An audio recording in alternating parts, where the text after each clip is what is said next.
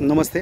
या ठिकाणं जी केळीची बाग आहे, तर ह्या ठिकाणं अशी जी पानं फाटतात पहिली गोष्ट, आणि पोगा जो आहे हा सरळ वाढत नाही. पानांमध्ये पातळ जी आहे, पानांची जाडी जी आहे पातळ आहे, रफनेस पाहिजे असा, आणि पानांमध्ये हिरवेगारपणा जो की हा खालच्या बाजून नाही पहा, हे अशा पद्धतीचा तर असा असावा. ही जी पिवळसर पानं वगैरे दिसतात, पानाशी वाऱ्याने जास्त फाटतायत, तर ते होऊ नये. तसंच या ठिकाणं पहा अशा पद्धतीने वाकडा पोगा जो आहे हा सरळ वाढत नाही, असा गुंतलेला आहे. तर ह्या ठिकाणी जी पोगे भरण्याची अवस्था असते, तर त्यावरती काम होणं गरजेचं आहे. ते न झाल्यामुळे काय होतं, वाढ जी आहे ही केळी पिकामध्ये कमी जास्त दिसते. अशा पद्धतीने पानं फाटतायत पहा. आणि सगळ्यात महत्त्वाचं, जर पानं फाटली तर आपल्या उत्पन्नावरती कमीत कमी 15 ते 25% आपल्या उत्पन्नावरती परिणाम होतो. तर हे महत्त्वाचं आहे. आणि हे न्यूट्रिशन मॅनेजमेंट कसं करावं, कोणती खतं वापरावीत, कोणते स्प्रे घ्यावेत, कोणते न्यूट्रिशन स्प्रेमधून द्यावेत, सॉईल ॲप्लिकेशनमधून कोणते द्यावेत, याविषयी आपण मार्गदर्शन करतो. आणि यासाठी निश्चितच आपण संपर्क साधू शकता. नवीन लागवडीसाठी सुद्धा या ठिकाणी मार्गदर्शन आपण सुरू केलेलंच आहे. पूर्वीचे व्हिडिओ आहेत केळी पिकाचे, तेही पहा. आता हाही व्हिडिओ आहे, हा आपण जो व्हिडिओ बनवलेला आहे ह्यावरती माहिती आपल्याला चांगल्या प्रकारे तुम्हाला मिळू शकते. आणि आपल्या बागेमध्ये कोणकोणत्या समस्या जाणवत असतील यापैकी, तर निश्चित यावरती आपण काम करतो आहे. आणि त्या संदर्भामधले जे काही अशा पद्धतीनं हे पोगे आहेत पहा, असे सुट्टे झाले पाहिजेत, ते होत नाहीत, असे घट्ट आहेत. आणि पानं असे मध्येच मोडत आहेत असे पहा. हे असं अशा पद्धतीने हे खराब होत आहेत, तर असे झाले नाही पाहिजेत. पानं कशी पाहिजेत तुम्हाला दाखवतो पहा.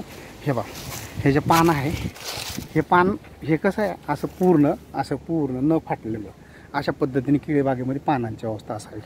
पानं फाटणं, नंतर ते पिवळसरपणा असणं, त्याचबरोबर खालचे मुनबे पण जे नवीन निघत आहेत त्या शूट, त्या काढणं गरजेचं आहे, त्या वाढू देणं नाही गरजेचं आहे.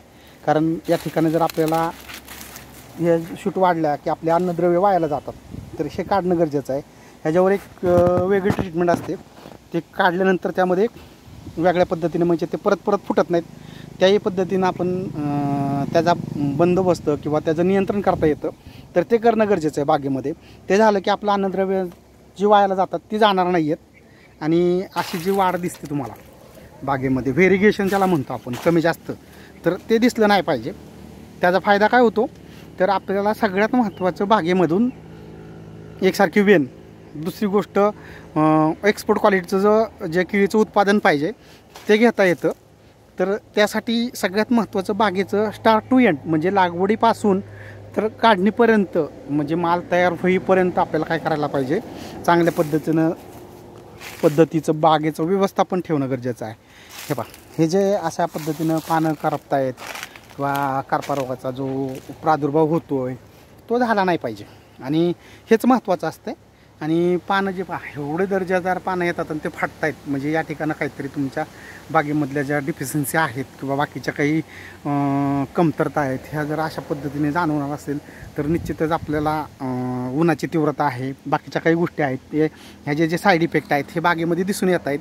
आणि ह्याचं जर आपण व्यवस्थित व्यवस्थापन केलं तर पानं फाटणार नाही आहेत, बाकीचं पिवळसरपणा नसणार आहे. पानं कशाचे काळोखी आणि क्लोरोफिलचं प्रमाणे 100% मेंटेन करणं बागेच्या व्यवस्थापनामध्ये महत्त्वाचं असतं.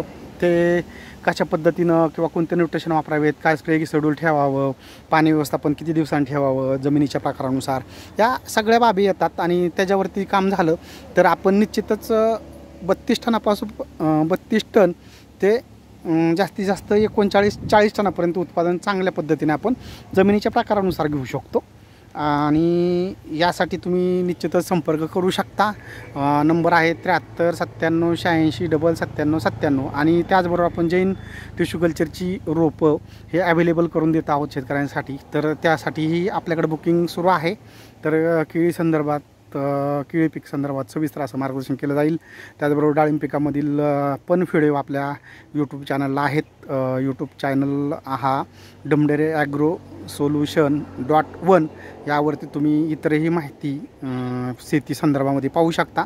आणि ती जर तुम्ही पाहिली तर निश्चितच या ठिकाणं कमीत कमी खर्चामध्ये आणि योग्य त्या कीटकनाशके बुरशीनाशके असतील PGR असेल किंवा इतर न्यूट्रिशन मायक्रोन्युट्रिएंट या संदर्भामध्ये कशा पद्धतीने शेड्यूल ठेवावं, काय कामे करावीत बागेमध्ये वेगवेगळ्या प्रकारच्या फळबागांमध्ये, तर त्याविषयी सविस्तर मार्गदर्शन केलं जातं.